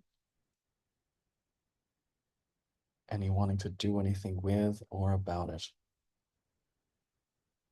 Any sense of holding on or holding back?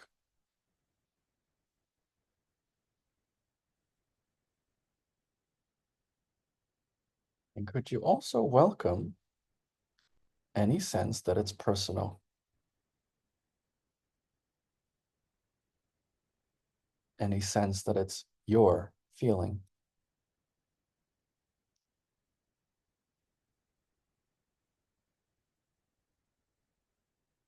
And then, I'm not asking you to let it go, but just notice, are you that feeling? Or are you the one who's looking at it?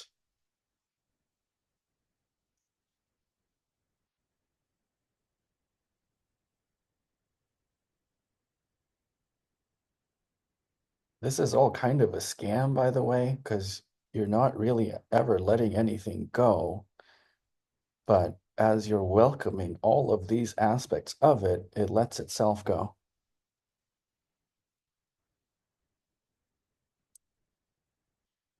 Above lust,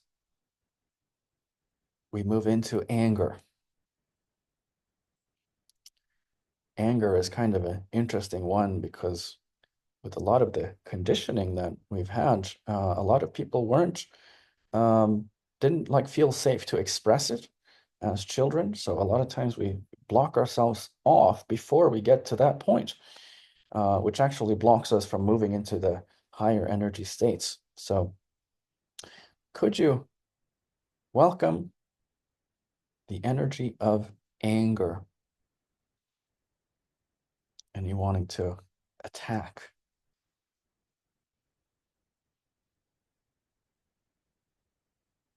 Anger, resentment,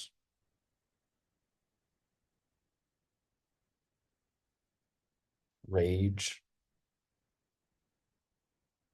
depending on your personality type, it might show up more as a kind of a full-blown rage, or it could be kind of like passive aggressiveness and resentment. So there's the full spectrum of anger, but check what comes up for you.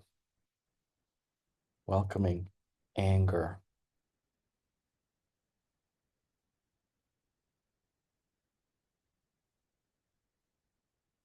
And then could you let it go?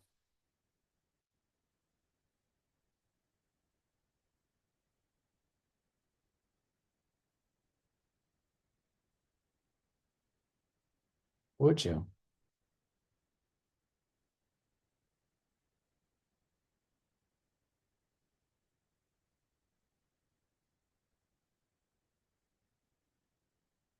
When? Someone asked me here, what if I have zero anger emotions? Well, you just check. You notice what's there.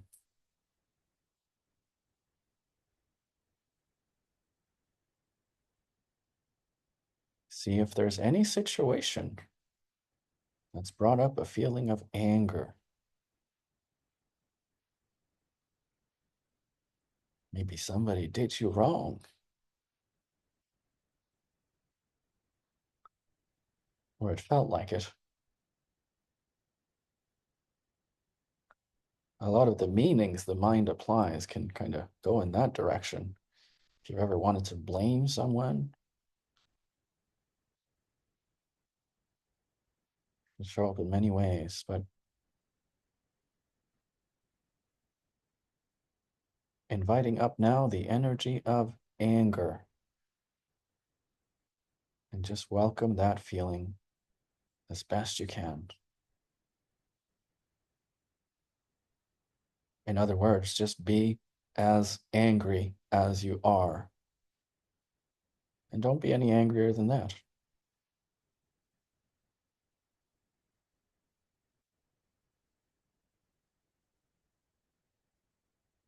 And could you let it go?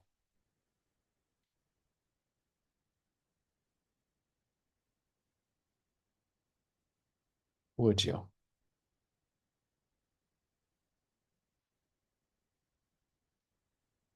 And again, anger is one of those things that tries to protect you by attacking.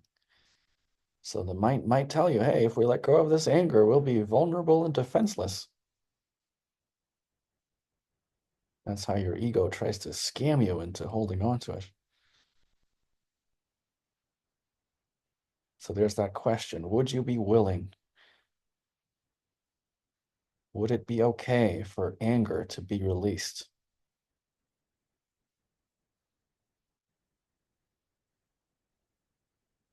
And if so, when?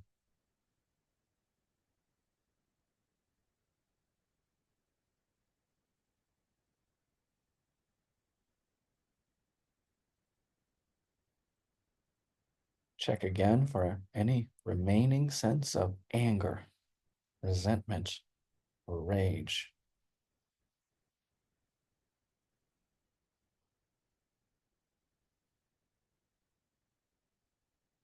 Could you welcome that fully as best you can?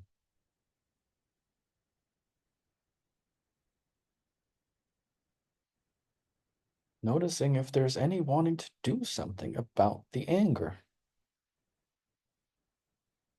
Any wanting to hold it close or push it away. Any wanting to suppress it. Any wanting to express it. Anything other than simply allowing it to be. Could you just welcome all of that?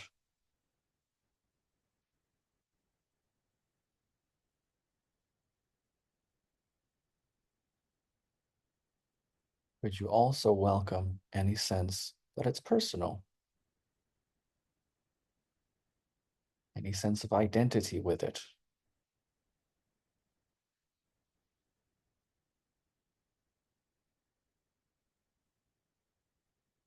And then simply check, are you any of that? Are you that feeling? Or are you that which is aware?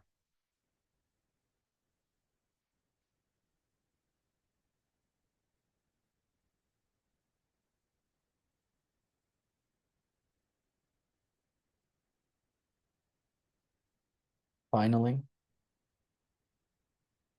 right above anger, at the top of what we can think of as kind of low vibrational states, we have pride.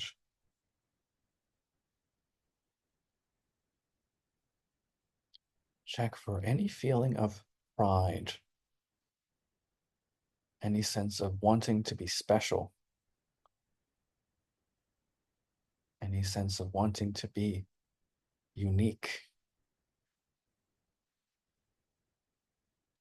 any wanting to be seen in a particular way.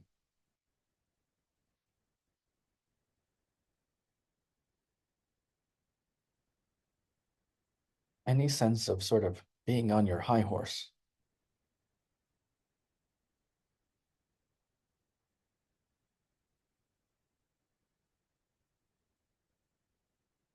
You wanting to be different.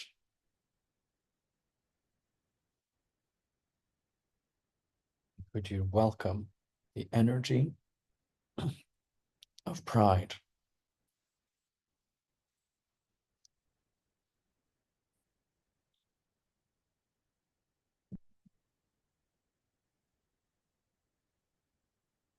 Notice also any wanting to do something about it.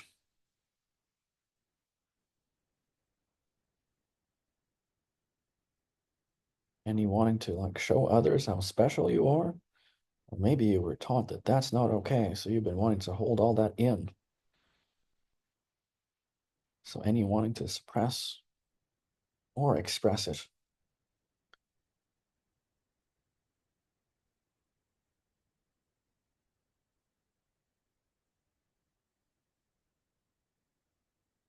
And welcome also any sense that it's personal.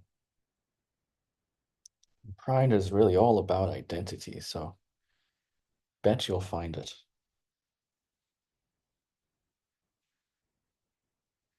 Any sense that that feeling means something about you.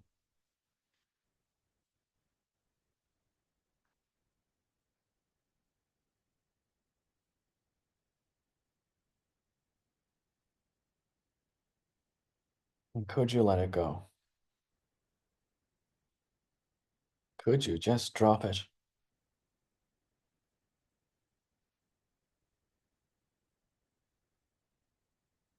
Could you let go of wanting to be special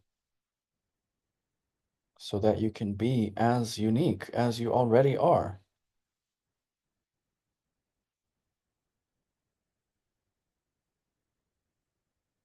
It's actually kind of funny how all of our attempts to be unique and special is just moving us away from what's already unique and special about us.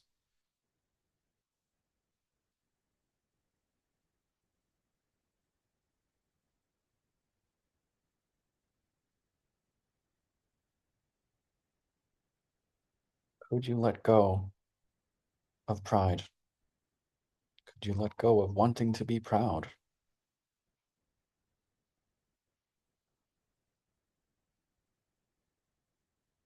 Would you?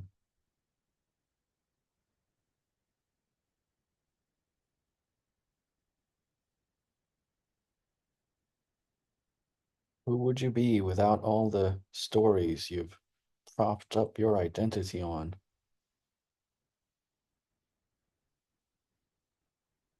In fact, you would be what you already are.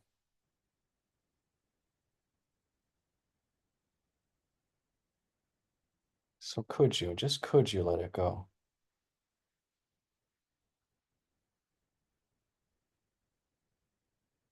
Would you?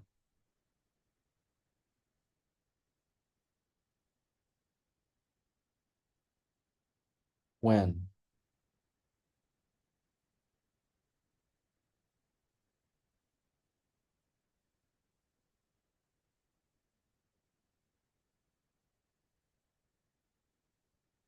And just now, as we're just moving into the peak of the eclipse, we're leaving many things behind us as we're moving into the new. So I'll invite you now to welcome the entire story that bears your name.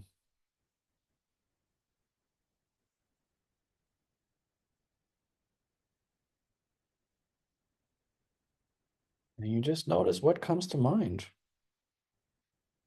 when you think about your story.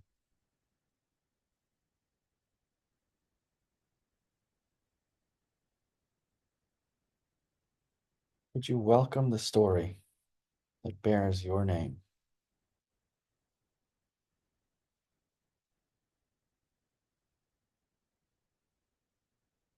And could you welcome any sense that that's personal?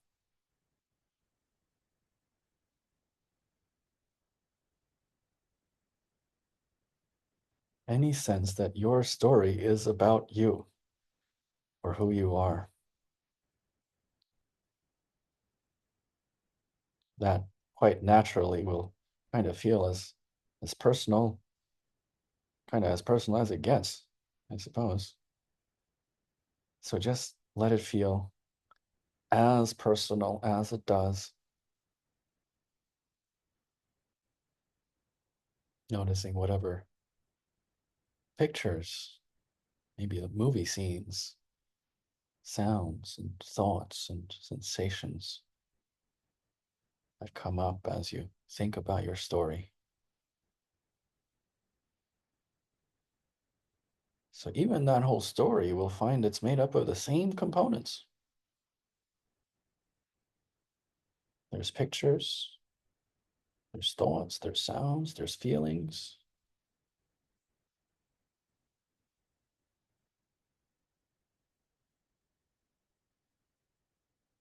And there's a whole lot of meaning. So just check. Are you that story?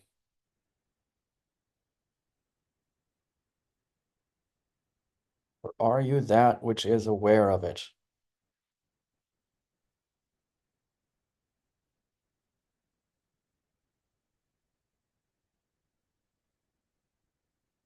And now really check with yourself. Would you be willing to let go of all the stories, all the identities you've claimed for yourself so that you can become what you can only be in truth?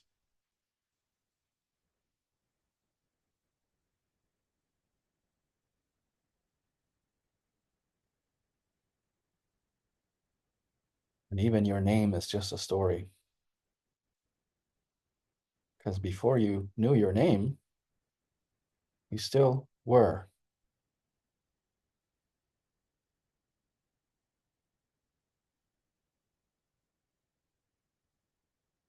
Would you be willing to release all the names you've claimed, all the identities, all the hats you've worn,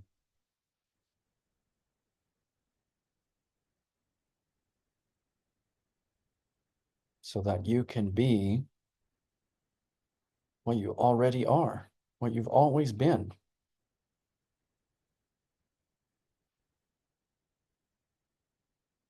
Both before and beyond all names, all identities.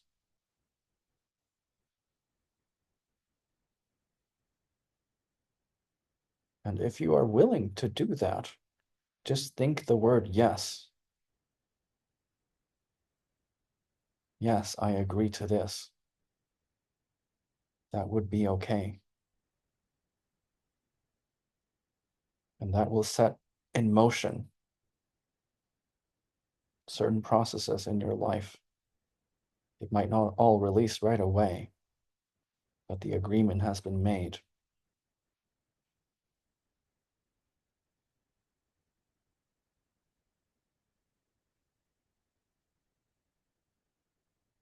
Are you the story? Or are you that which is aware?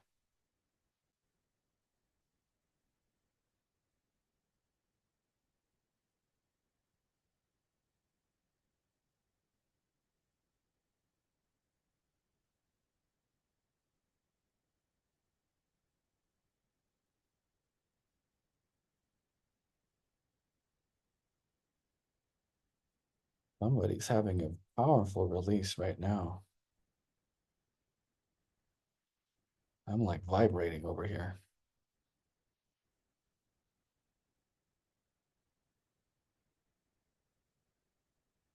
Just take your own time.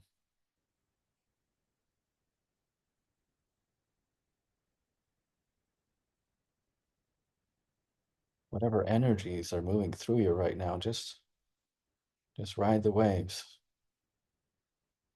Just let it pass through. Open to it.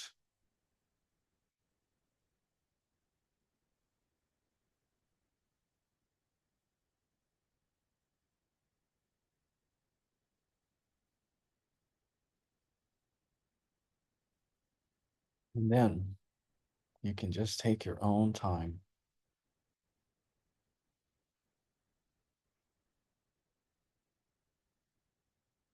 So that only when you're ready, maybe even a bit after you're ready, slowly come back to the surface, allowing awareness to once again take on a more external focus.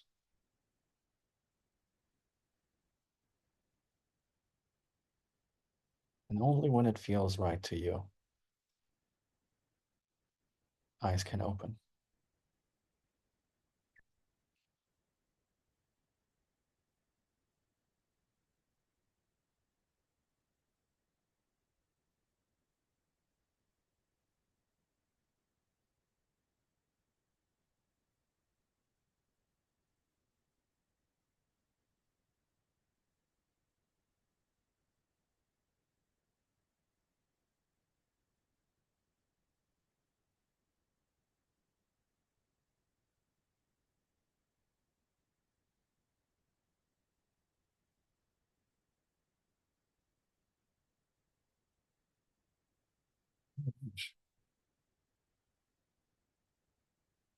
That brings us right up to the end. I believe the eclipse is at its peak, like right now.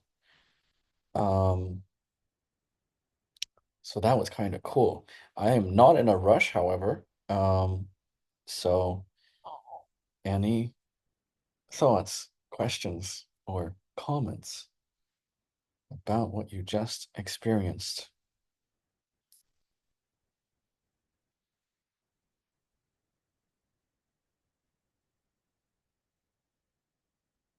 Yeah,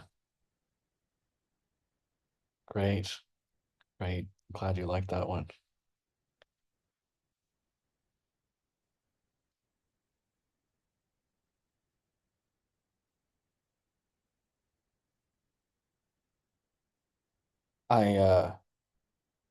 Cool, cool. Yeah, I usually don't do like this much like process stuff in these calls. So this has been really cool. I've been feeling the energy move pretty much throughout this whole thing. So um yeah, I'm also kind of buzzing. Uh very nice. Um yeah, how y'all feeling?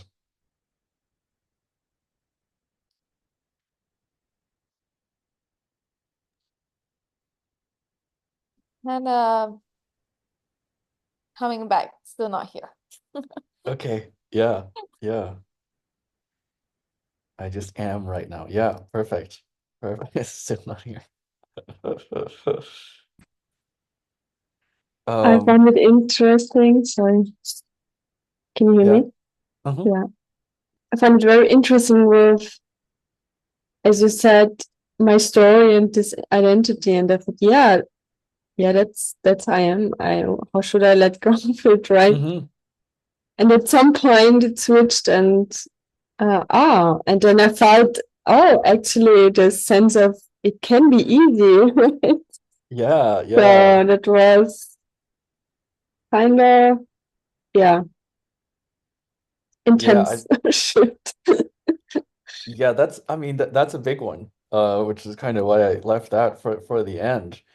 Um, but it's kind of like one of these sort of 80/20 things. Like if you can let that go, if you can let go of your attachment to your story, then there's a whole bunch of things that goes with it. You're just clearing up a huge amount of space. Because I mean, Yeah, at because the I end of was, the yeah, of course, I'm this was my childhood, this and that, and blah, blah, blah. And yeah, of course, how, Linus, what are you talking about, right? And yeah, then, okay, wow. So crazy. I yeah, don't have like better words to explain it, to be honest. yeah, we always make Yeah. up these stories about why things are the way they are. And I mean, it's logical because the past is all the data we have to go on. It's everything we know is what we've experienced. So when we think, why are things like this? Well, it's because of that. You know, why do I feel like this about money or about like sex or whatever? Oh, it's, because my dad was like that. Now, as long as you believe that, um, then that'll be true. You know, um, when we release the story, you realize you're just free to do what you want. That story kept kind of things kept energy moving according to that pattern, right? But then now the energy gets freed up to move to where you want it to go. Felt intense, sometimes back and forth, but feel relieved. Amazing. Perfect. Glad to hear that.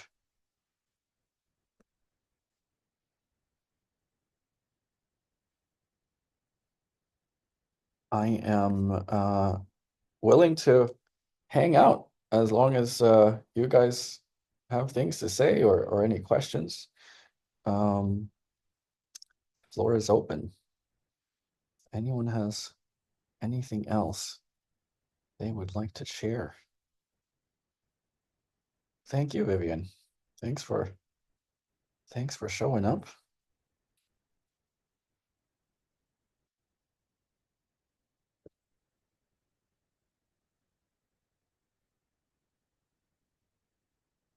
Hey, Thank you, Linus. Have a thank blessed you, day. Jeremy. How was your experience? It was difficult for me to keep focus. Honestly, I was in for the first Yeah. hour, and then Mm, because my brain started like seeing patterns with everything mm. that you were saying, which is true. That's how it gets the job done. But I also halfway through like booking my flights, my hotels, and Okay. moving to the room and started speaking to somebody on the phone as well. But yeah, I see. I like that perspective on. I really like the thing that you were doing, where think about something. Can you wait? Could you let it go? And then if you could not, hold on to it tight. I really like that. And Mm, then mm.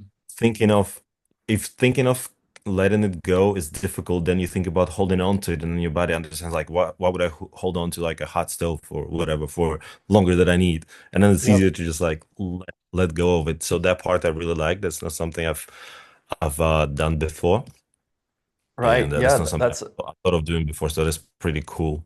Very good perspective. awesome. Yeah, so what's happening with that is you're in a way sort of breaking the resistance to it because it's the holding on, that's like what's causing Hmm. it to feel stuck. But then when you try to hold on more, now you're not resisting the holding on. So it starts to shift. Um, Hmm. Another version of that, I guess I'll leave you guys with this story. My business partner from a couple of years ago, he came up with this actually. He had a night, shout out to Frankie if he ever watches this. Um, he had a really bad toothache one night and he couldn't go to sleep.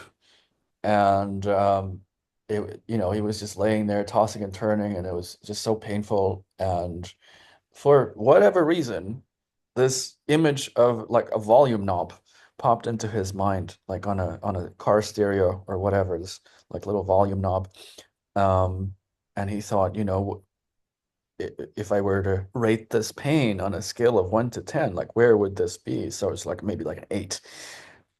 So okay, so the pain is like an 8, and then um, he at first he tried to turn it down to reduce the pain, But that didn't work. It was kind of stuck. So then he thought, I wonder if I can make it worse. So he tried turning it up instead. So he turned the pain up from an 8 to a 9, 9 to a 10. And then he found when he got to 10, the thing like unlocked and it gave him the power to begin turning it back. So turn it all the way up to 10, and then he could slowly turn it back down to 1 or to all the way off to 0. So he was actually able to like cure his toothache by imagining a volume knob. So this is you're really working with the same kind of dynamics with this. So this one might be more useful for people who process things very visually to have something like that that they can see. Or you can replace the volume knob with like whatever you want. I sometimes I imagine that there's like this big lever that you pull just to make it more physical. Um, and yeah, so it even works with physical pain, but also like any emotion. So, maybe Susie at work said something that pissed you off and you're feeling some irritation. So you can tune into the irritation. You can think about the volume knob. It's like, oh, it's like a 6. And then could you turn it up? 6, 7, 8, 9, 10. You just max it out, get as irritated as you could possibly get on purpose, which is kind of the same as holding on to it on purpose, right? And then you can turn it back down. And that seems to be quite effective. Um, so I will leave you guys with that one. I hope this was useful for all of you. And yeah, I'll also mention at the end, I do these kinds of calls every week, every Thursday.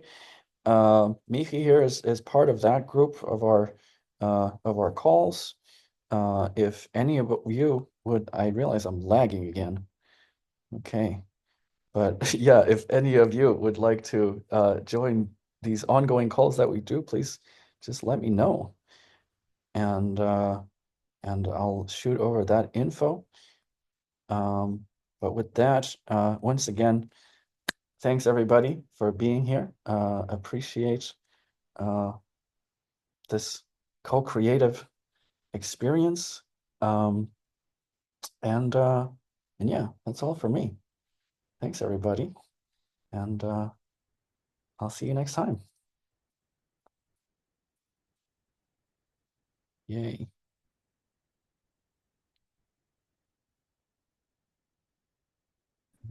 Bye guys. Ciao. Have a great day. You too.